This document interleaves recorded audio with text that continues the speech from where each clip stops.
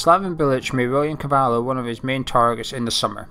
However, the club failed to secure his signature, and with the transfer window open just in a few days, we thought we would take a look and see if he was correct to target a centre midfielder, just as David Moyes appears to be doing so.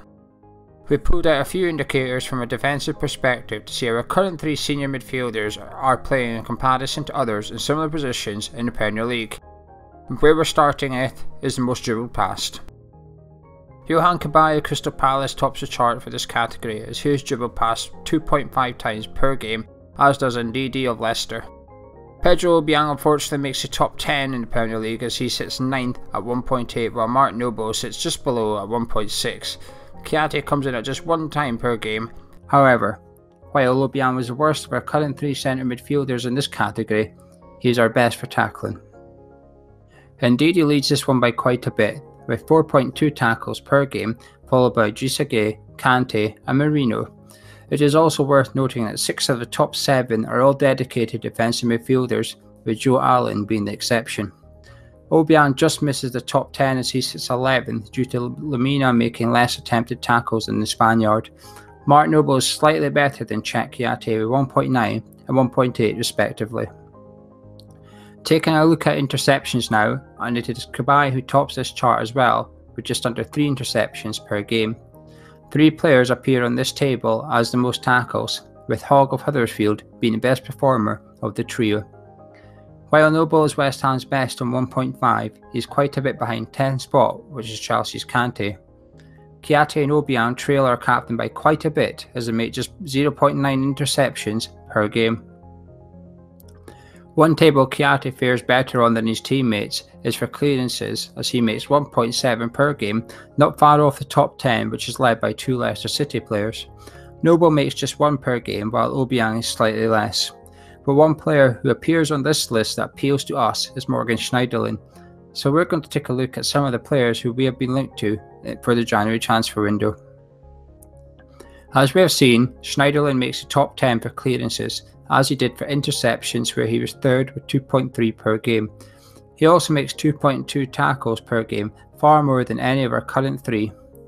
All 3 of our selected transfer targets make 1.6 tackles per game as we look at Arthur of Bournemouth, Nzonzi of Sevilla and Key of Swansea. Nzonzi and Key also have similar interceptions at 1.1, while Harry Arthur fares worse than what we currently have at just 0.8. However, the Bournemouth midfielder is more known for his passing, so we've decided to check out these stats too for our transfer targets and our 3 current midfielders. Right enough, Arthur makes more passes per game than Noble, Obiang and Kiate, as well as having a better completion rate of 87%, with Noble making 83%, and in stands is our best of what we currently have. Cheick Kiate, however, only makes 30 passes per game with a poor completion rate of just 78%. Key of Swansea, however, has the best rate of 92% and is the only player to make more key passes than Mark Noble. Nzonzi has an impressive rate of 90%, but the big difference with a Sevilla midfielder is he makes 85 passes per game. Morgan Schneiderlin is the best of the 4 defensively. Arthur and Key have good passing stats, but Nzonzi is the one that excels in all categories. But at 30 million, is he the man West Ham United will go for?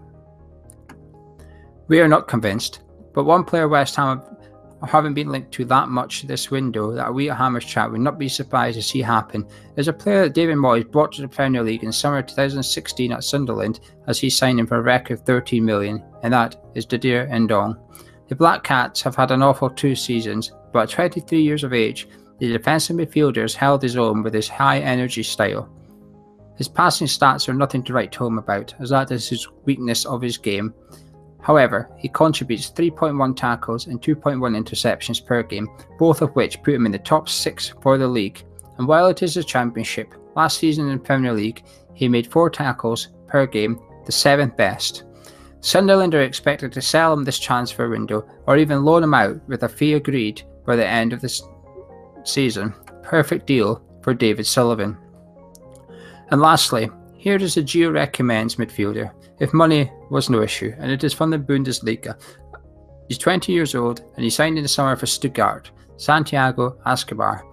He continues to impress each week A player destined for big things with his 86% pass completion, his 4th best interceptions in the league and 5th best for tackling. He has shown his tactical awareness as well with positioning and decisions which defy his age and experience, with quick passing to set up attacks. That is a player most likely to take here with a blank check, but with that unlikely, we would like to know what midfielders you think West Ham should target in the transfer window in the comments below. Drop a thumbs up on the video if you enjoyed it, as there's a different type for the channel, and if there is any topics of this ilk you would like to see us do, please comment below and let us know, and we will get round to them shortly. Thank you for watching. I've been Gio. Goodbye.